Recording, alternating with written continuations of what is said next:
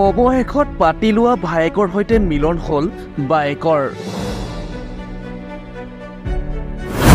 বিশাল থকা জেললৈ গ'ল চুমি বৰাও। বিগত 5 দিনে থানাৰ লকআপত মহৰ কামোৰ খাই দিন পাৰ কৰা চুমি বৰাই অৱশেষত ভায়েক বিশালৰ কাষত পালেগৈ। ট্ৰেডিঙৰ নামত হাজাৰ হাজাৰ কোটি টকা প্ৰবঞ্চনা কৰি ইতিমধ্যে ডিব্ৰুগড়ৰ কাৰাগাৰত আছে বিশাল ফুকন।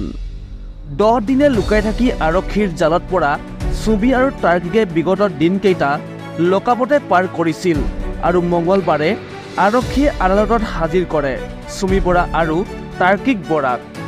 আৰক্ষীয়ে পুনৰ জিম্মাত নিবিচৰাত 3 অভিযুক্তক ন্যায়িক জিম্মালৈ প্ৰেৰণ কৰে।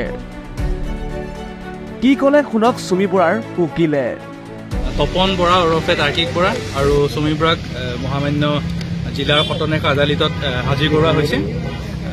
পুলিচ প্ৰশাসনে তেওঁলোকৰ আৰু জিম্মাক তেওঁলোকে বিচৰা নাই। মহামান্য আদালতে তেওঁলোকক ন্যায়িক জিম্মালৈ প্ৰেৰণ কৰিছে।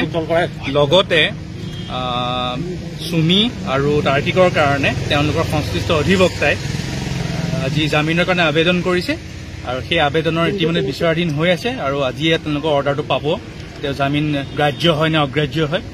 আৰু এটা সৰু ইনফৰমেশ্যন আছে যে মহামান্য উচ্চ ন্যায়ালয় গুৱাহাটী উচ্চ ন্যায়ালয়ে জিংকি মিলি তেওঁৰ অন্তৰ্বৰ্তীকালীন জামিন মঞ্জুৰ কৰিছে 25,000 টকা 1 COD।